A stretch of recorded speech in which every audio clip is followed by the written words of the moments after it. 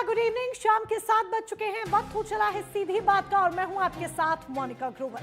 सीधी बात में एक ऐसे मुद्दे पर आज हम बात करेंगे जिसने उत्तर प्रदेश की सियासत को गर्मा कर रख दिया है। बीते कई दिनों से शंकराचार्य को लेकर उत्तर प्रदेश की सियासत गर्म है।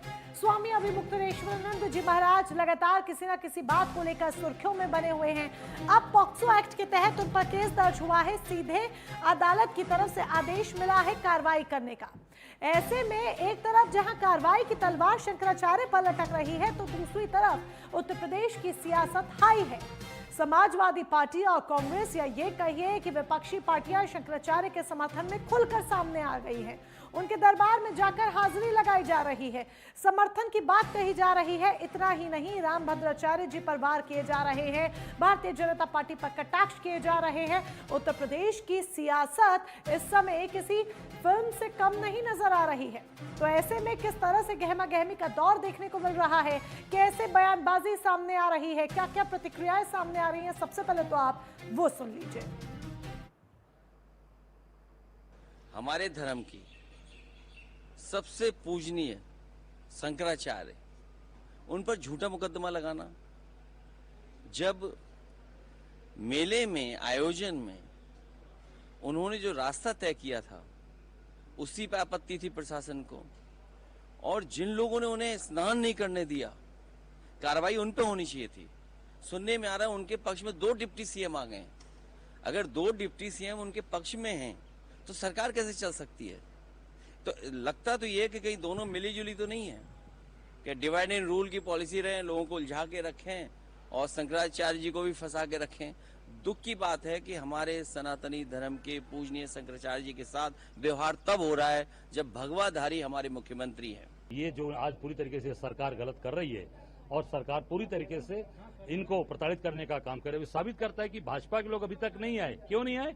भाजपा की डिप्टी सीएम से लेकर सारे लोग कल दूर दूर की बात करते हैं, लखनऊ में तिलक लगाते हैं। यहाँ आइए, तिलक लगाइए, उन भटकों से माफी मांगिए जिनकी चुटिया खींची गई, शंकराचार्य का अपमान हुआ। यहाँ कर आप उनको आके यहाँ पे सम्मानित करिए। जो फोटो दिखाई जा रही है वो आप देखिए कि जो व्यक्ति आरोप लगा रहा है शंकराचार्य जी के ऊपर, वो वहाँ के ज्वाइंट सीपी के साथ केक काट रहा है और ज्वाइंट सीपी का जन्मदिन मना रहा है। कल 75 जिले के अंदर हमारे कांग्रेस के लोग सड़क पर उतरकर प्रधानमंत्री को पत्रक देंगे। देखिए, सनातन धर्म को अपमानित करने का काम, सनातन धर्म के शंकराचार्य जी परम पूज्य स्वामी अभिमुक्तेश्वरानंद जी को अपमानित करने का काम, साक्षात रुद्र अवतार को अपमानित करने का काम भारतीय जनता पार्टी कर रही है। वो सारा का सारा शासन प्रशासन जो है वो सनातन धर्म को अपमानित करने में लगा हुआ, अभिमुक्तेश्वरानंद जी को अपमानित करने में लगा हुआ है। हिंदुस्तान के कोर्ट पर, संविधान पर हमें पूर्ण आस्था है, और जिस तरीके से वो शाहजहांपुर का परिवार सामने आया है और आपके टीवी कैमरों के भी सामने आया है, उससे स्पष्ट हो गया है कि किस हद तक ये लोग नीच, निंदनीय, निर्लज्ज रूप से आरोप लगाने में लगे हुए हैं और अपने आकाओं को खुश करने में लगे हुए हैं। देखिए, एफआईआर में और न्यायालय के आदेश में सबूतों का जिक्र नहीं था, तो मुझे लगता है कि पुलिस अभी सबूतों को जुटाएगी। सबूत जुटाने के बाद ही वह गिरफ्तारी की बात सोचेगी। और सुप्रीम कोर्ट ने भी अपने गाइडलाइंस में और अपने डायरेक्शन में कहा है कि बिना सफिशिएंट एविडेंस के आप गिरफ्तारी कोई जरूरी चीज नहीं है। गिरफ्तारी तब की जाए और मजबूरी हो तब की जाए जब सफिशिएंट एविडेंस आ जाए। और न करना, ये उनकी समझदारी पर डिपेंड करता है। न करते तो ये सामान्य नागरिक के रूप में मेरी राय है कि न करें, और अगर करते हैं तो ये उनके लिए बहुत खतरनाक होगा, आग से खेलना होगा और कुछ नहीं होगा। और ऐसे में स्वामी अभिमुक्तेश्वरानंद जी महाराज का क्या कहना है, वो भी जरा सुन लीजिए। शंकराचार्य की पीठ ही इस समय पूरे भारत में बची हुई है, जिस पर अभी सत्ता पक्ष का कोई व्यक्ति नहीं बैठ पाया है। अभी तक सनातन धर्म का मानने वाला, पालन करने वाला व्यक्ति ही शंकराचार्य पीठ पर है।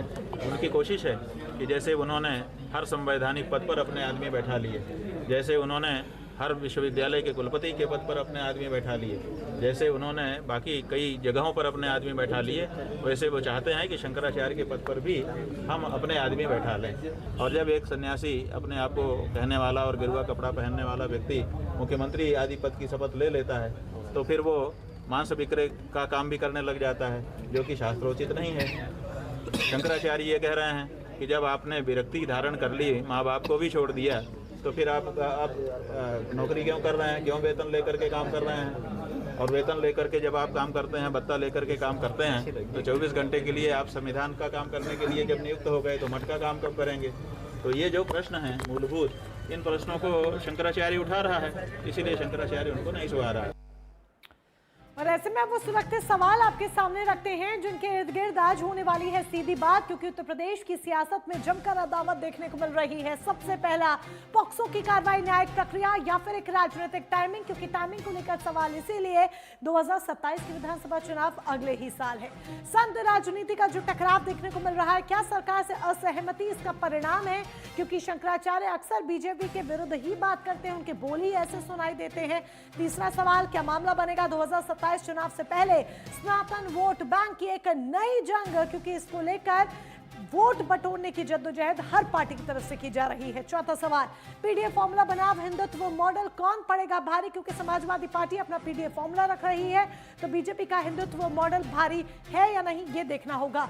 पांचवा सवाल, कैसे धर्म को राजनीति से अलग रखा जाएगा, ये मुख्य सवाल इसीलिए यहाँ पर आकर खड़ा हो जाता है क्योंकि बार बार धर्म और राजनीति एक दूसरे के आमने सामने ही आकर दिखाई देते हैं और इन दोनों का जो मिलन है वो राजनीतिक तपिश को बढ़ाता हुआ दिखता है। ऐसे में ये सवाल भी बेहद अहम हो जाता है।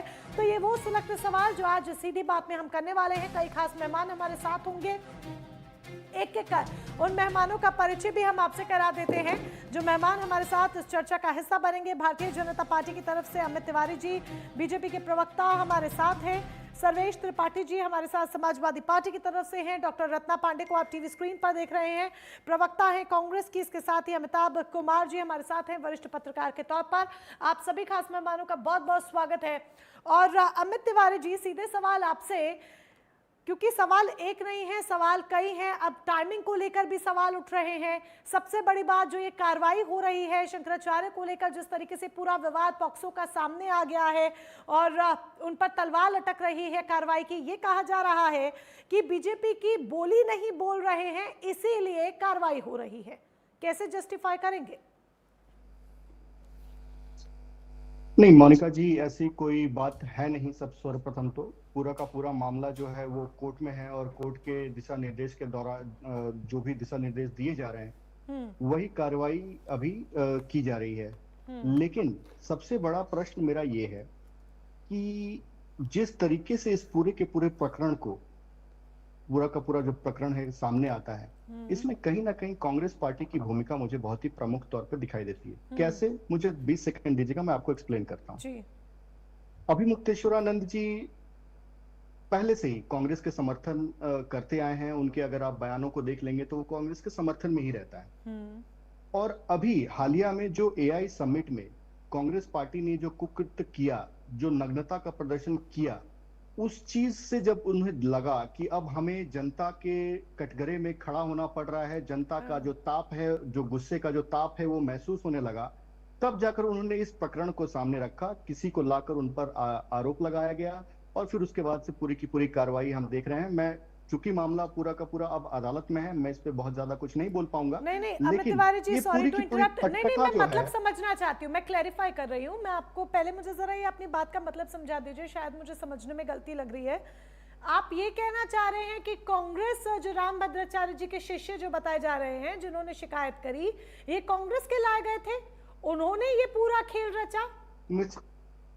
देखिए कौन किसका शिष्य, अभी देखिए ना अखिलेश यादव ने क्या कहा कि रामभद्राचार्य जी पर उन्होंने जो आरोप लगाए थे, जो उन पर केस दर्ज किए थे, उनको अभी गलती महसूस हो रही है कि उन्होंने क्यों केस उनके वापस लिए। उनको जेल में रखना चाहिए था। तो संतों के, वाराणसी में उन्होंने क्या किया था संतों के साथ, शंकराचार्य के साथ वाराणसी में क्या किया था, इस कुकृत्य को वो देखें। उन्होंने तो राम भक्तों पर मांगी थी। समाजवादी पार्टी ये कहती है कि हमने माफी भी मांगी थी, बीजेपी ने क्या किया? कौन माफी मांगा? कौन माफी मांगा मोनिका जी? एक भी वीडियो दिखा दीजिए जो सोशल मीडिया में चल रहा हो जिसमें माफी मांगी हो, दंडवत किया हो, बोला हो कि मुझे माफ कर दीजिए।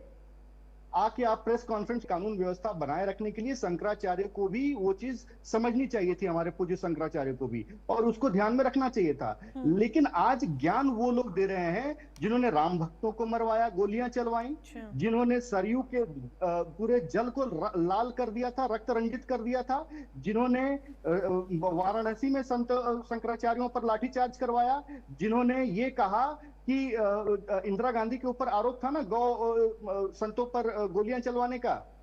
तो जो पार्टी इन सब में लिप्त हो, आज वो आकर सनातन हित की बात करने लगे, तो देखिए संदेह तो आता है, और उसी संदेह का मैंने जिक्र किया आपको। ठीक है, और उसी संदेह का आपके माध्यम से दर्शकों के सामने एक विचार रख रहा हूं। तो यानी कि दर्शक सपा और निर्णय कांग्रेस करेंगे। इसमें राजनीतिक रोटियां सेक रही है, कांग्रेस का खेल रचा हुआ है जिसमें सपा राजनीतिक रोटी सेक रही है। चलिए, आपका जो ये कहना है दोनों से ही इसको लेकर सवाल कर लेते हैं, क्योंकि समाजवादी पार्टी और कांग्रेस दोनों के ही प्रवक्ता हमारे साथ इस पैनल में हैं।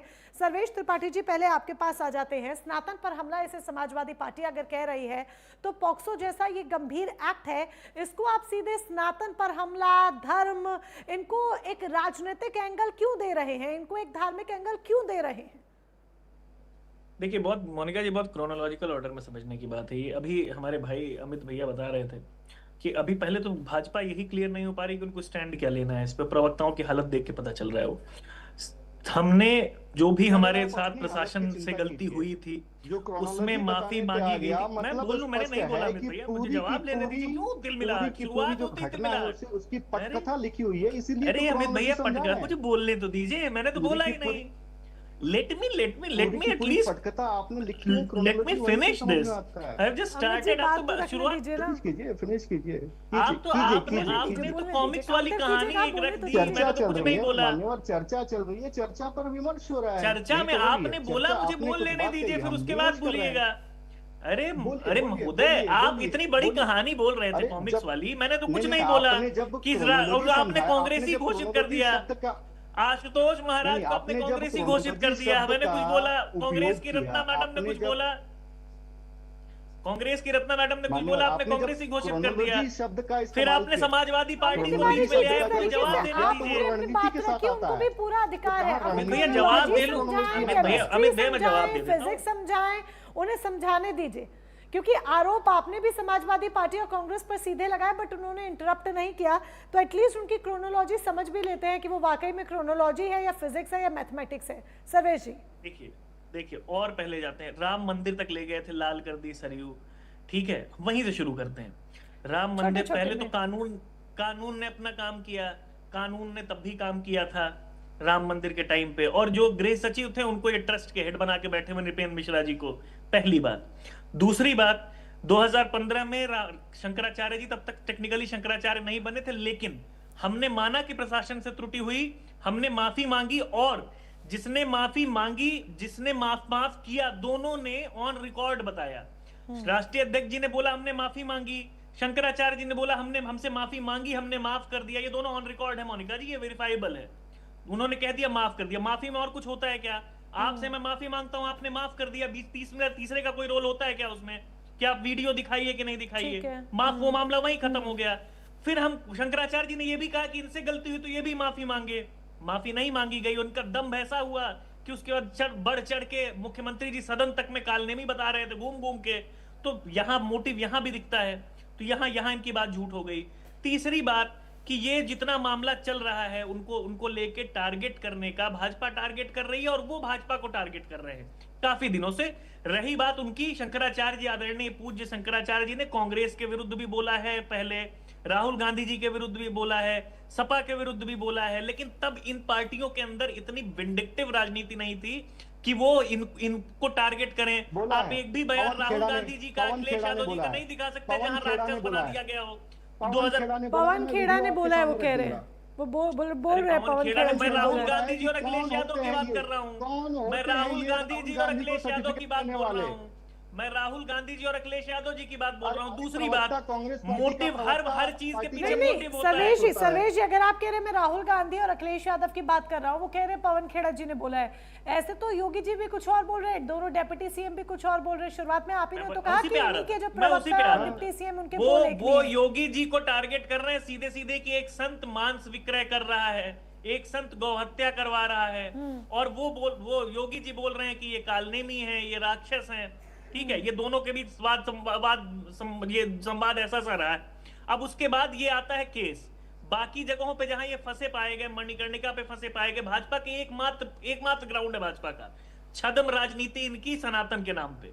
बाकी किसी चीज में ना विकास की राजनीति है ना कोई और राजनीति। इनकी पार्टी की जेनेसिस हुई है सनातन के नाम पे, यही बचाते हैं हिंदू धर्म को। अब ये पहले जो बोल रहे थे हिंदू धर्म खतरे में है, अब इन्होंने दिखा दिया कैसे हिंदू धर्म खतरे में है।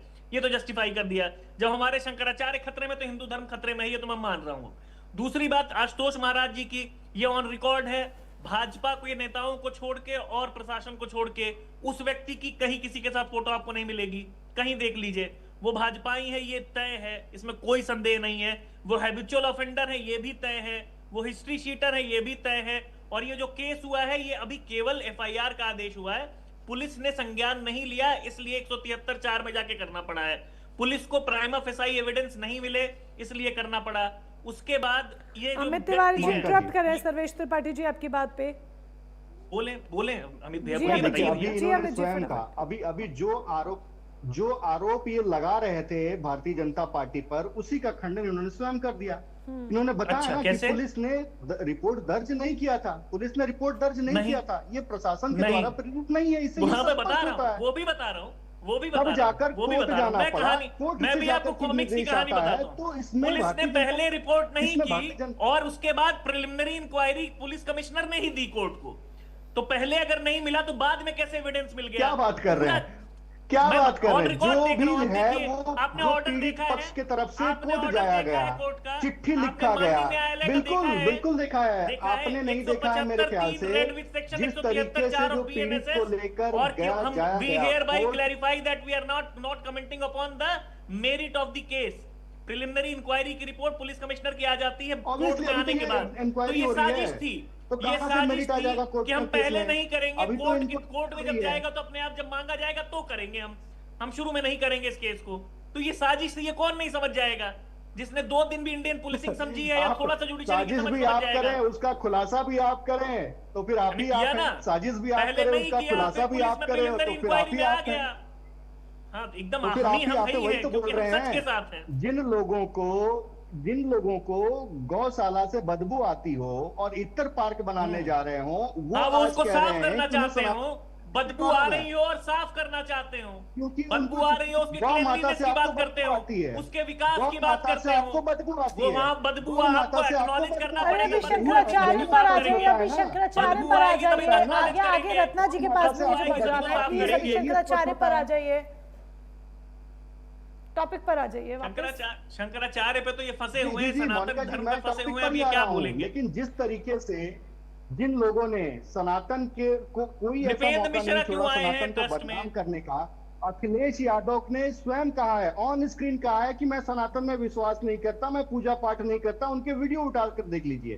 तो जो व्यक्ति सनातन संस्कृति में विश्वास न करता हो, आज सबसे बड़ा अगर उसका हितैषी बनकर खड़ा हो जाए, आप वीडियो निकालिए, मैं आपको वीडियो निकाल के भेज देता हूँ। निकालिए, मुझे दिखाइए। बहुत पुराना वीडियो है आपके नेता का, जाकर ढूंढिए। और अरे हमारे नेता का वीडियो तो भाजपा वालों के वायरल होते हैं सड़कों पे, उसकी बात ही छोड़ दीजिए। भाजपा वालों के तो सड़कों पे वायरल होते हैं, भाजपा वालों के, भाजपा प्रवक्ताओं के भी वायरल होते हैं, बच के रहिएगा।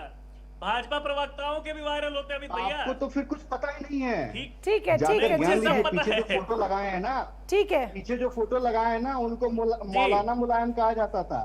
जिसकी अरे मौलाना बहुत अच्छा शब्द होता है, मौलाना बहुत अच्छा शब्द होता है। मुझे भी कहिए मौलाना सर्वेश, कोई दिक्कत नहीं है। मुझे भी कहिए मौलाना सर्वेश, कोई दिक्कत नहीं है।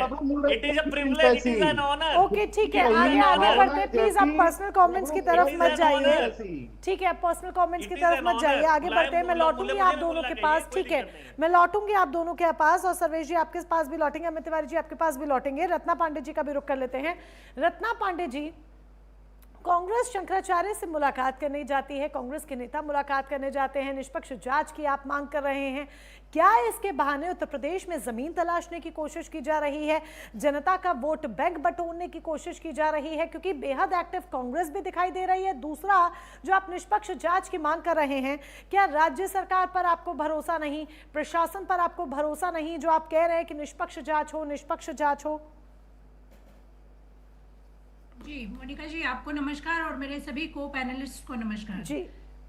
मोदी जी के कहने पर योगी जी सनातन के शंकराचार्य जी का जो बेहद अपमान एक पूरी श्रृंखलाबद्ध तरीके से सुनियोजित अपराध के रूप में कर रहे हैं, वो अब किसी से छुपा नहीं है। अब ये धर्म की लड़ाई छोड़कर जाति को बांटने पे चले आए हैं। शंकराचार्य जी क्योंकि गौ तस्करी के विरुद्ध एक एक कुंभ के पूरे उसमें सारे शिविरों में जाकर लोगों को जागृत कर रहे थे, लोग उनकी बात मान रहे थे, सुन रहे थे, इससे योगी जी बौखला गए। ये बहुत बड़े गौ रक्षक हैं, गाय गंगा गौमूत्र और पता नहीं क्या क्या, लेकिन गौ तस्करी और बीफ में नंबर 1 बनाया जा चुका है। तो ये इनका डेटा है। इनके सरकार के रहते हिंदू सबसे ज्यादा खतरे में। शंकराचार्य जी पर FIR हो जाए और वो भी एक ऐसे व्यक्ति के द्वारा जो विश्व में एक अपने आप में अद्भुत उदाहरण है कि एक ठाकुर ब्राह्मण बन गया। वो सिंह है आदमी और आशुतोष पांडे का फर्जी नाम रख के वो ब्राह्मण बन के अपने आप को मिसगाइड कर रहा है, मिसलीड कर रहा है। रामभद्राचार्य जी का चेला है तो मिसलीड और मिसगाइड तो करेगा ही करेगा। तो ये एक परंपरा है। वो आप जब ये कह रही जिसको हैं रत्ना पांडे जी की रत्ना पांडे जी, जब आप ये कहती हैं कि रामभद्राचार्य जी का चेला है तो मिसलीड मिसगाइड करेगा ही करेगा, तो यहाँ पर सिर्फ उनके चेले उनके शिष्य पर नहीं, आप रामभद्राचार्य जी पर भी क्या सीधे निशाना साध रही हैं?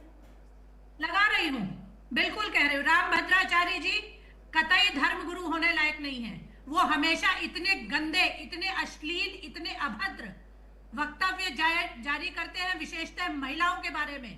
मैं रामभद्राचार्य जी को पूजनीय नहीं मानती। ये धर्म गुरुओं में भी कैटेगरीज हो गई है। अमित तिवारी जी, मैं आ रही हूँ आपके पास, वो काउंटर भी करना चाह रहे हैं। रत्ना पांडे जी उन्हें बस 40 सेकंड का हम समय देंगे आपको काउंटर करने के लिए, पर मैं हैरान हूँ, ये धर्म गुरुओं में, शंकराचार्यों में, जगत गुरु में, इनमें भी वेराइटीज हो गई है। लोगों की पसंद नापसंद सिलेक्शन देखने को मिल रहा है। मुझे लगता है आपने भी सुने होंगे हाँ, रामभद्राचार्य जी के वक्तव्य महिलाओं के बारे में आपने सुने होंगे, इतने अश्लील और इतने अभद्र है कि मैं अपने मुंह से नहीं दोहराऊंगी। तो वो कतई सम्माननीय नहीं है, मेरी नजर में तो बिल्कुल नहीं है। और उनका चेला अगर मिसगाइड और मिसलीड करता है, क्या जरूरत पड़ गई अपनी जाति छुपाने की? क्योंकि ठाकुरों को वर्चस्व है उत्तर प्रदेश में, इसलिए ब्राह्मण का नाम लेके आएंगे, क्योंकि सनातन पे एक दूसरा प्रभाव पड़ेगा कि ब्राह्मण है और वो दूसरे ब्राह्मण पर आरोप लगा रहा है। ये बहुत ओछी राजनीति खेल रही है बीजेपी। ब्राह्मण को ब्राह्मण से लड़ाना चाहती थी, लेकिन वो खुल गई कलई। शंकराचार्य जी स्वयं रुद्र अवतार है। इसमें बीजेपी को क्या फायदा? ब्राह्मण को ब्राह्मण से लड़ाने में बीजेपी को क्या फायदा? उनका फायदा तो वैसे भी खत्म हो चुका। उन्हें अपनी उनकी जो पूरी पॉलिटिक्स थी वो खुद ही बिखर चुकी है। बटेंगे तो कटेंगे नहीं, बांट तो पूरे यूपी नहीं भारत को दिया इन्होंने जातियों में। अब सवर्ण इनके पक्ष में नहीं है, इन्हें लड़ाई तो करानी ही करानी पड़ेगी। अगर लड़ाई नहीं कराएंगे तो बेसिक एजेंडा पूरा नहीं होगा। कोई मुद्दे का काम इन्हें करना नहीं है। पिछले 9 सालों में उत्तर प्रदेश में किया क्या है? सुप्रीम कोर्ट कह रहा है कि बुलडोजर राज नहीं चलेगा, लेकिन दिखाएंगे हम बुलडोजरबाजी है। हम किसी भी बटुक को NHRC देश में होगा कहीं पर, लेकिन आप चोटी पकड़ के सड़कों पर घसीटिएगा। आपके हाथ में कानून है, आपके हाथ में सत्ता है, अपना बड़बोलापन और उदंडता है। अमित जी फटाफट 40 सेकंड्स में आंसर। सत्ता का दुरुपयोग कर रहे हैं, जानबूझ के ब्राह्मण को ब्राह्मण से लड़ाया जा रहा है। नहीं, बिल्कुल। सबसे पहले इन्होंने जगत गुरु रामभद्राचार्य पर सवाल खड़ा किया। उनको जितना पता है, उन्होंने तो कई 100 पुस्तकें लिखी हैं, उनको जितना पता है, अगर कांग्रेस की बैठी हुई प्रवक्ता एक श्लोक भी सुना दे तो अभिमुक्तेश्वरानंद जी का नाम करूंगा 21 बार सुप्रीम कोर्ट के ऑर्डर में दर्ज है। मुझे बोलने दीजिए, 40 सेकंड मेरे हैं, मुझे बोलने दीजिए। 40 सेकंड मेरे हैं, मुझे डिस्टर्ब मत कीजिए। आपको मैंने डिस्टर्ब नहीं जी किया। आप काउंटर कीजिएगा फटाफट से। 40 सेकंड्स में उनका आंसर सुन लेते हैं आपकी बात पर, फिर आप उनकी बात पे जवाब दीजिएगा। 40 सेकंड्स उनको दिए जा रहे हैं सिर्फ। तो जिस व्यक्ति को, जो जगत गुरु है, समाज को दिशा वही दिखाएगा ना मोनिका जी। जिसके पास ज्ञान है वही तो ज्ञानी, वही तो जो अज्ञानी है उसको ज्ञान देगा। अगर उस पे भी अगर कांग्रेस की प्रवक्ता को दिक्कत है और उस पे भी अगर उनको आरोप लगाना है, तो ये इनकी नग्न बुद्धि का मैं उसका कोई जवाब नहीं दे सकता। कांग्रेस पार्टी एक नंगी पार्टी है। और इसका प्रदर्शन उन्होंने एआई समिट में कर दिया है। जनता ने लात मार के भगाया है हर जगह से। 2010 के बाद इनकी कहीं किसी राज्य में सरकारें रिपीट तक नहीं हुई है। ये हाल है कांग्रेस पार्टी का। फटाफट नंगी रत्ना पांडे जी पार्टी है, आंसर कंप्लीट कीजिए, फिर मैं अमिताभ कुमार जी के पास नंगी जाऊंगी। विचारधारा है। ज्ञानेश कुमार को बैठा के चोरी ना करानी पड़ती अगर अपने बल पे अपनी हैसियत पे जीत रहे अरे होते। नंगी पार्टी के अरे भाई प्लीज आप शब्दों पे मत आइए, मुझे यहाँ इंटरप्ट करना पड़ेगा। सॉरी, आप दोनों को इंटरप्ट करना पड़ेगा। नहीं तो यहाँ पर इस तरह के शब्दों का इस्तेमाल होगा जो मैं नहीं चाहती हूँ। कारखाने बनाए सॉरी, मैं आप दोनों को इंटरप्ट कर रही हूँ क्योंकि मैं इस तरह की शब्दावली नहीं चाहती हूँ। ठीक है, अमिताभ कुमार जी के पास जाते हैं। ओके फाइन, ठीक है, रुक जाइए। ठीक है, अमिताभ कुमार जी के पास जाना चाहेंगे। उनसे अहम सवाल हम करेंगे, क्या वाकई में इसमें कानूनी प्रक्रिया कहीं नजर आती है या फिर एक पूरा राजनीतिक संदर्भ दिखाई देता है? बट सो सॉरी सर, एक छोटे से ब्रेक के लिए रुक रही हूँ। बस कुछ ही सेकंड्स में हम लौटेंगे और आप इसे चर्चा को आगे बढ़ाएंगे। एक छोटा सा ब्रेक, जल्द लौटते हैं।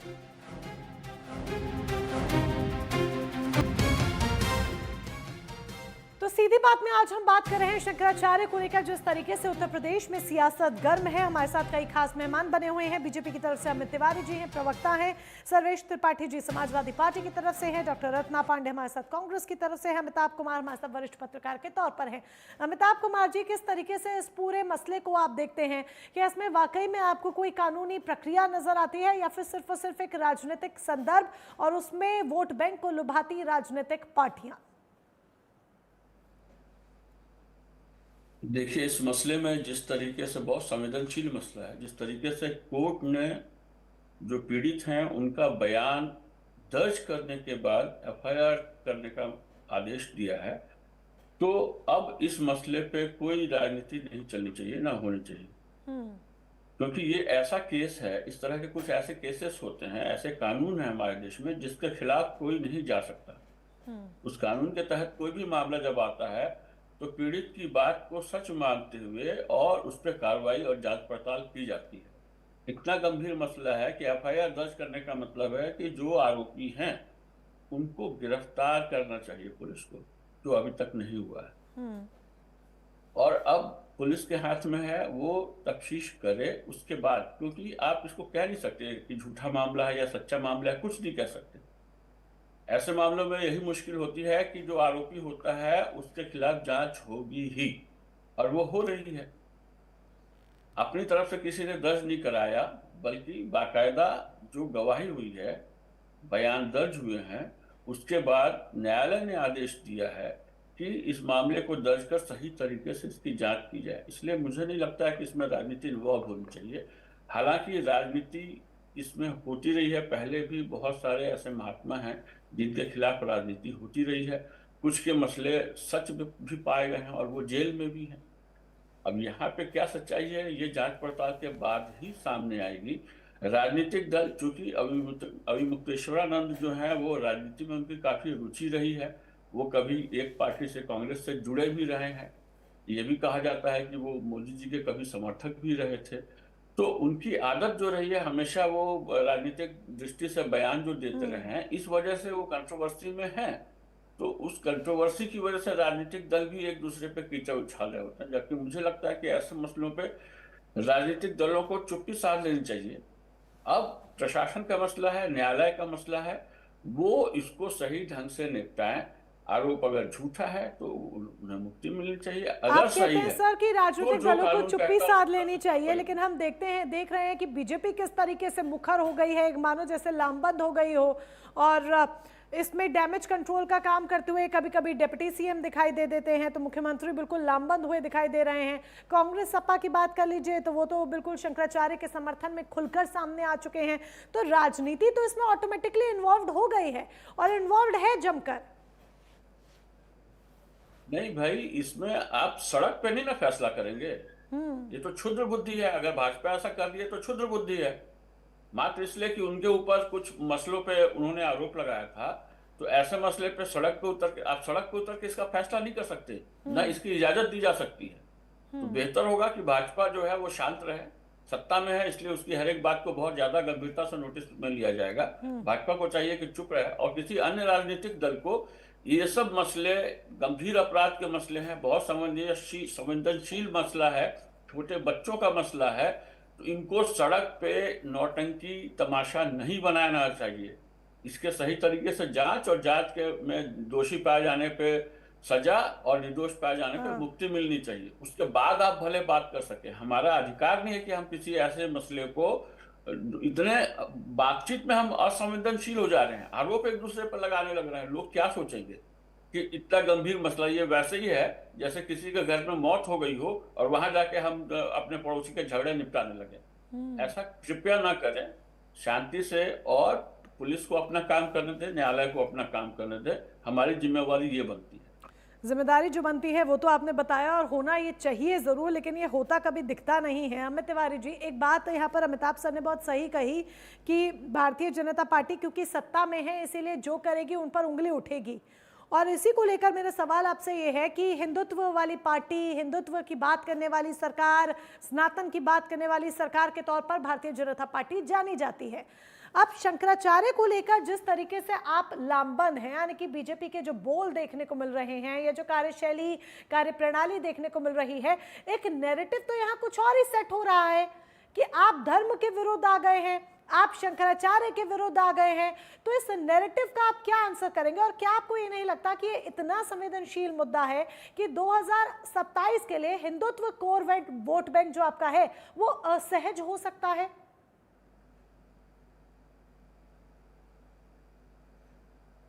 मैं आपको एक उदाहरण बताऊं।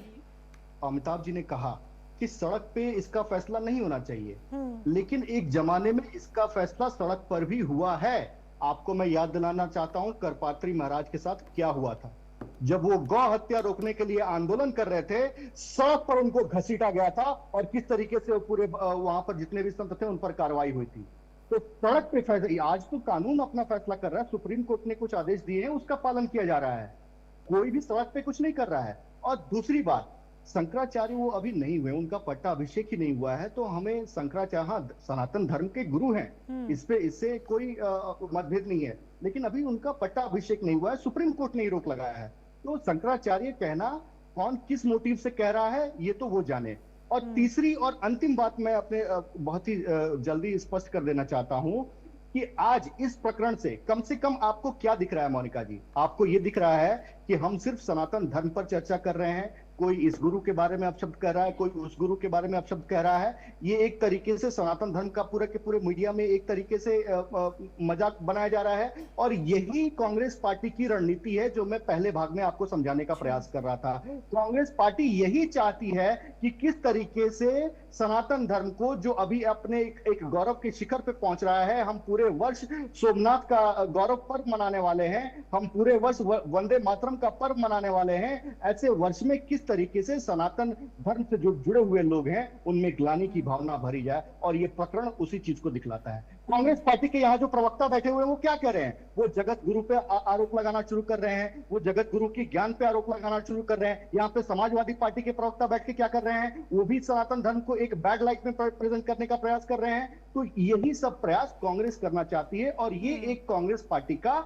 एक्सपेरिमेंट है। मैं यही चीज आपको समझाना चाहता था, जो पूरे प्रकरण में मैंने सोचा कि थोड़ा सा शो आगे बढ़ जाए, तब मैं इस चीज को एक्सपेरिमेंट को, जो आप एक्सपेरिमेंट कांग्रेस पार्टी का आप बता रहे हैं, उससे रत्ना पांडे जी को आपत्ति है? जी रत्ना पांडे जी, आपत्ति तो होगी, कांग्रेस तो नंगी पार्टी है, आपत्ति तो होगी, उनकी आपत्ति भी सुन लेते हैं। जी, अभी केवल कांग्रेस बोल रहे हैं, इन्हें तो नेहरू जी का नाम लेना चाहिए था कि नेहरू जी की कॉन्स्पिरेसी है कि ये सब बेचारे इनका खंड खंड हो रहा है। यही विचार उन्होंने ठूस के कांग्रेसियों में भर के गए हैं। यही विचार नेहरू जी ने कांग्रेसियों में ठूस के भरे हैं कि राम भद्राचार्य, तो राम भद्राचार्य आपने सही कहा, आपने सही पकड़ लिया। उड़ती हुई तीर को जो आपने पकड़ा है ना, बिल्कुल सही पकड़ा है। आपत्ति है वो जगत उड़ती हुई तीर को जो आपने पकड़ा है, बिल्कुल सही पकड़ा है। इन्होंने कहा अभी मुक्तेश्वर महाराज शंकराचार्य नहीं है। तो भाई साहब तिवारी जी, सितंबर 2022 में अभी मुक्तेश्वर महाराज का पट्टाभिषेक हुआ था। अब लोग जो नोटिस दिखाते हैं, अरे भाई साहब, आपको ज्ञान ही नहीं है।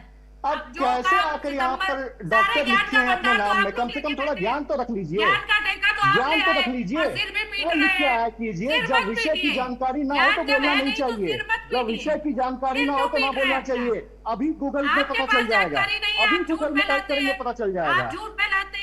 आपका प्रधानमंत्री, मुख्यमंत्री मोनिका जी, मैं आपके दर्शकों से कहता हूँ, पूरी मैं तरह डरे आपके हुए हैं। दर्शकों के आपको कांग्रेस का सपने में फैक्ट कांग्रेस चेक दिखाई अभी देती करते है। हैं। आप लोग ममता जी बिल्कुल अपना चलिए, मानसिक कांग्रेस का संतुलन फैक्ट चेक भूल अभी गए। करते हैं। कांग्रेस एक सेकंड, का रत्ना पांडे जी अभी चैलेंज करते दे रहे हैं अमित तिवारी जी। रत्ना पांडे जी फैक्ट चेक की बात कांग्रेस अगर का हो रही फैक्ट है चेक तो अभी वो करते हैं। चैलेंज दे रहे हैं कि अभी फैक्ट चेक कर देंगे। तो फैक्ट चेक में कांग्रेस मुझे का बोलने फैक्ट चेक तो अभी देंगे। करते तिवारी हैं, जी बीच अभी में अगर करते इन्हें हैं। मोनिका जी, इन्हें आपके बर्बर दर्शकों डायरिया से हो मैं जाएगा कहता हूं, तो अगर मुझे आप दवा करनी पड़ेगी। फैक्ट अरे सुनने भाई की साहब, अगर हिम्मत है तो चुप रहे। अगर हिम्मत है तो चुप रहे तिवारी अरे जी 2 अरे मिनट। मान्यवर, आपको सितंबर कुछ पता ही 2022 नहीं में है। पट्टाभिषेक अभी मुक्तेश्वर पढ़ महाराज कर का हुआ आया था। कीजिए, थोड़ा सा अक्टूबर पढ़ लिया 2022 कीजिए, में राहुल गांधी हाई कोर्ट में यूनिवर्सिटी से इन्होंने बाहर किसी ने निकलिए, जो असली एप्लीकेशन यूनिवर्सिटी लगाई, में जाइए और उसके वहां से लिए डॉक्टरी आगे की कभी उपाधि नहीं होगा, लीजिए। ये कहा है हाई राहुल कोर्ट गांधी ने। यूनिवर्सिटी से लेकिन ये डॉक्टरी की कौवा उपाधि काट मत ले गया लीजिए। और झूठ फैलाने वाले व्हाट्सएपिया हैं। इन्हें व्हाट्सएपियों को फैलाने दीजिए। ठीक है, अभी व्हाट्सएप मुक्तेश्वर यूनिवर्सिटी महाराज से राहुल थोड़ा गांधी बाहर आ जाते यूनिवर्सिटी हैं। से बाहर व्हाट्सएप निकलिए, माननीय। यूनिवर्सिटी से थोड़ा बाहर आ जाते हैं। ठीक है, बाहर आ जाते हैं, मुद्दे पर आ जाते हैं, मुद्दे पर आ जाते हैं, वापस अच्छा, मुद्दे पर रत्ना आते जी हैं। व्हाट्सएप यूज नहीं करती हैं क्या? रत्ना जी आप तो व्हाट्सएप यूज करते नहीं होंगे, करती हैं? आप उससे पढ़े हुए हैं, मैं उससे पढ़ी नहीं हूँ।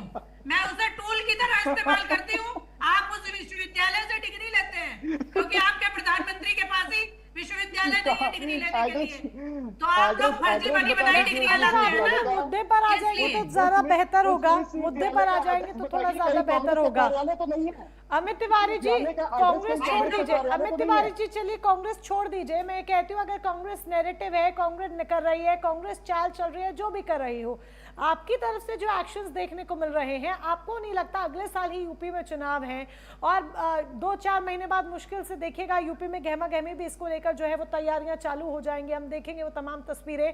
आपका जो कोर वोट बैंक है वो असहज हो जाएगा जब आप इस तरह की कार्यप्रणाली आपकी तरफ से देखने को मिलेगी। मोनिका जी, आने वाला 2027 का यूपी का चुनाव यूपी के भविष्य का चयन करने का चुनाव होगा। और एक चीज मैं आपको और बता दूं, आज जिस स्थिति में योगी जी ने यूपी को लेकर गए हैं, 2016-17 में 12 लाख करोड़ के वहां पे जीडीपी हुआ करती थी, आज वो 26 लाख करोड़ से ज्यादा की जीडीपी है वहां पर। और हमारा टारगेट 2 ट्रिलियन पहुंचाने का है।